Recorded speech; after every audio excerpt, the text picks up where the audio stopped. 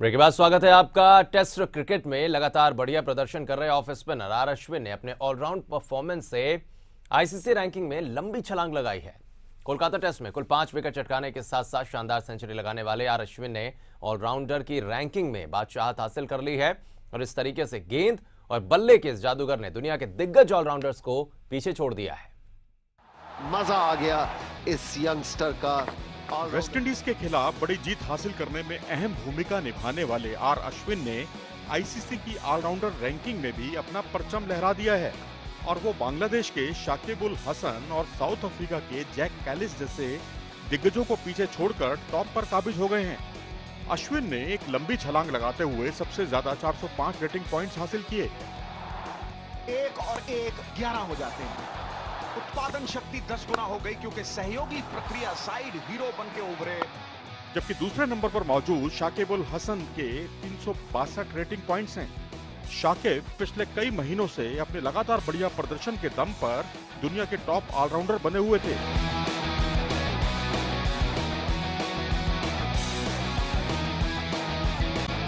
वहीं कालिस की गिनती ऑल टाइम ग्रेट ऑलराउंडर्स में होती है।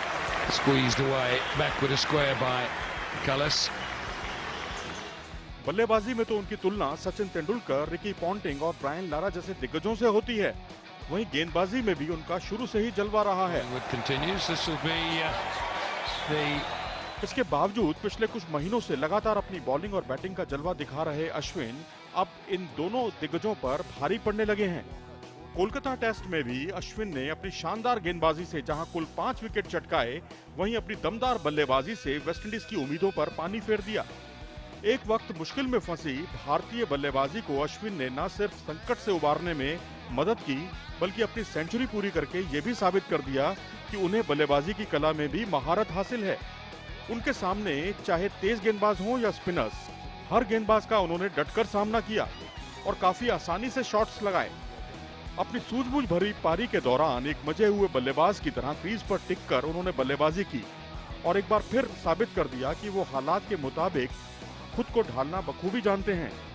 अश्विन ने अब तक खेले 17 टेस्ट में ही 28.07 के औसत से 97 विकेट झटके हैं, जिसमें एक पारी में 5 विकेट का आंकड़ा उन्होंने 9 बार छुआ है, जबकि 2 बार वो मैच में 10 विकेट भी झटक चुके हैं। वहीं बल्लेबाजी में उनका हुनर सामने आया है और इतने ही मैचों में वो 41.11 के औसत से 740 रन बना चुके हैं। इनमें 2 सेंचुरी और 3 हाफ सेंचुरी शामिल हैं। 10 गुना हो गई क्योंकि सहयोगी प्रक्रिया साइड हीरो बन के उभरे लंबे कद के अश्विन। इस तरह दोनों विभागों में अश्विन का दबदबा लगातार बढ़ता जा रहा है। ऐसे में उम्मीद है कि आगे के मैचों में भी उनका ऑलराउंड प्रदर्शन जारी रहेगा और ये मानो काला नाग फुंकारा और उनकी गेंद और बल्ले से कई और रिकॉर्ड बरसेंगे। स्पोर्ट्स डेस्क के two news. Showing a little bit of resolve again, getting a start. Well, it kept low to be honest, but he was right back. He played back to.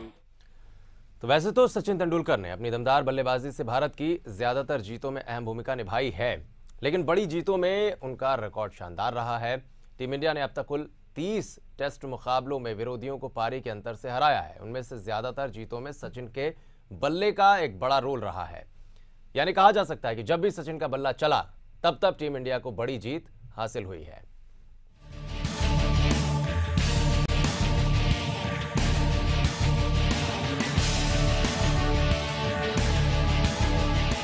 Bharat की सबसे बड़ी जीतों में master blaster Sachin Tendulkar के अहम योगदान को कभी भुलाया नहीं जा सकता।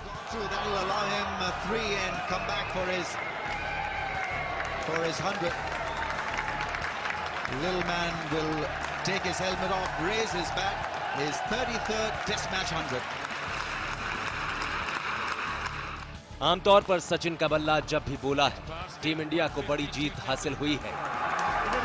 In 295 balls. टेस्ट क्रिकेट के इतिहास में भारत ने अब तक कुल 30 मैच पारी के अंतर से जीते हैं।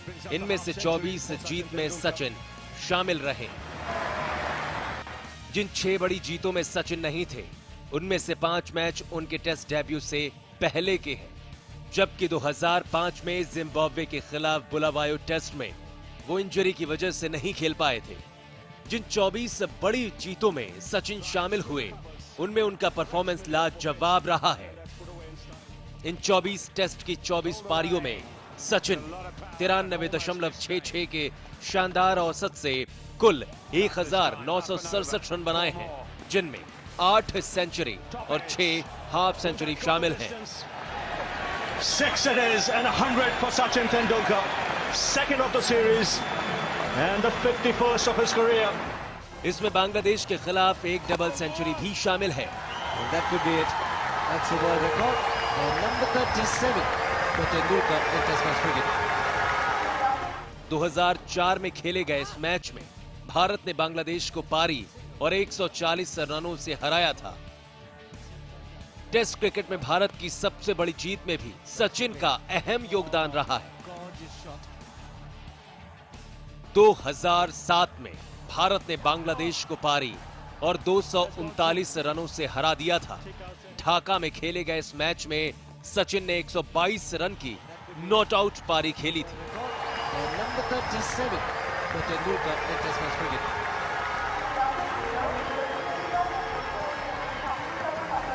Well, 3700. पाकिस्तान के खिलाफ सचिन की 194 रन की नॉट आउट पारी भला कौन भूल सकता है।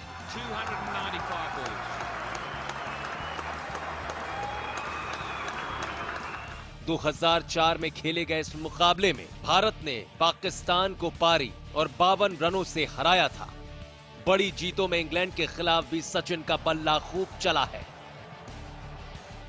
इंग्लिश टीम को भारत ने 3 बार पारी के अंतर से हराया। इनमें से 2 में सचिन ने सेंचुरी ठोकी थी, जबकि एक मैच में उनके बल्ले से हाफ सेंचुरी निकली है।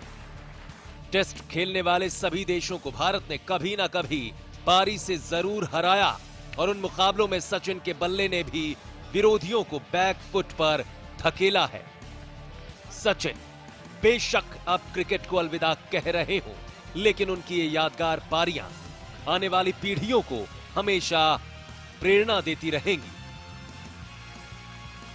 नई दिल्ली से Prabhat Rajneesh, A to Z news.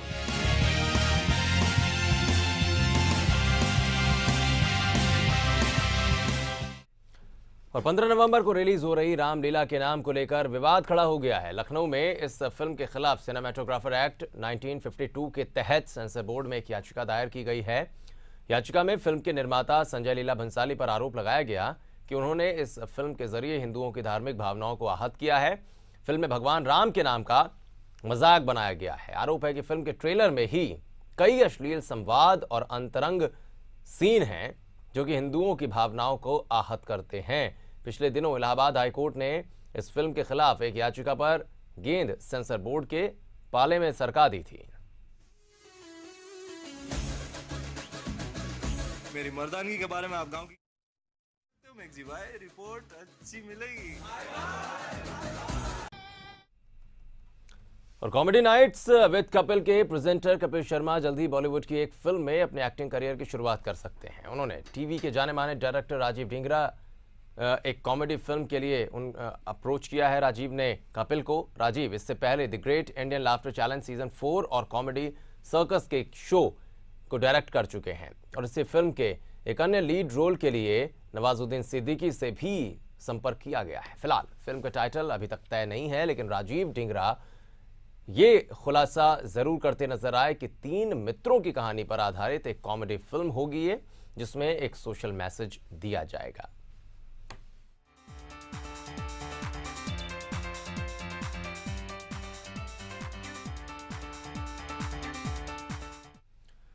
और इधर क्रिश 3 ने अपने रिलीज के 7वें दिन 200 करोड़ के क्लब को चुन लिया है। 7वें दिन इस फिल्म ने 13.44 करोड़ रुपए का बिजनेस किया। फिल्म ने घरेलू मार्केट में 166 करोड़ 52 लाख रुपए का और विदेशी मार्केट में 36 करोड़ का बिजनेस किया है।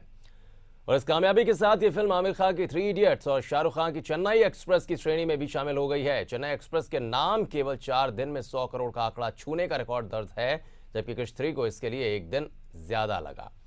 क्रिश 3 के नाम एक दिन में 35 करोड़ 91 लाख रुपए का बिजनेस करने का रिकॉर्ड है।